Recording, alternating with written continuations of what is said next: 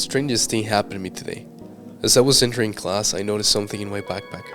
I put it down to see what it was, and it turned out to be a love letter. This surprised me quite a bit. I have no idea who will ever want to go out with me. Guess I have to read to find out.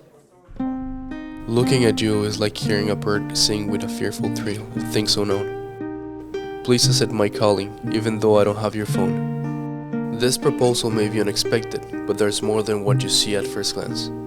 I cannot express my feelings with words or a diagram. Perhaps I could with an anagram.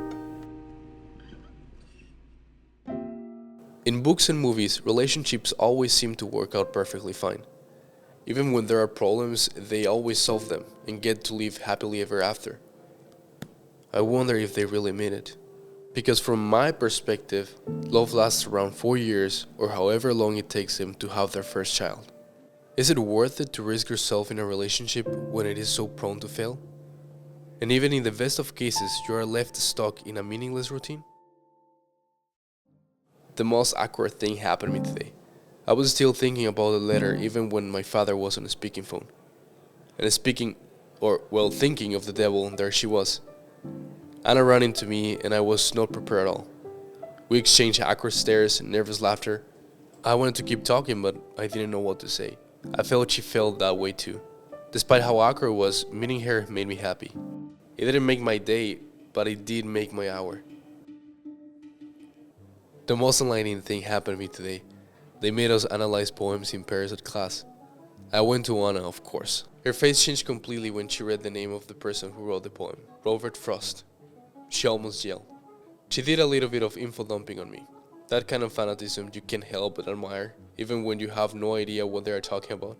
She pretty much knew the poem by heart, or at least she had read it so many times it looked like it. We discussed the meaning and we agreed on it very fast. The choices we make in life are irreversible, so we have to decide based on our feelings and not on what others say.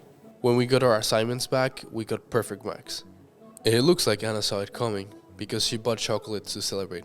It was a big box. I'm not very used to gifts because for me, they represent guilt over anything. Regretting something you did and trying to make it up with presents. I didn't know you could give because something good has happened. The most cliché thing happened to me today. We were in the locker room when Anna dropped her books and I helped her to pick them up when I noticed a familiar book. It was a compilation of poems by Robert Frost. I had that same book at my house among many others. Maybe I could share some with her. And of course, she should be into it. I saw how much she likes them. I would just have to say something. Come on, say something. I get too nervous. It is not often when I get to share my interest with someone.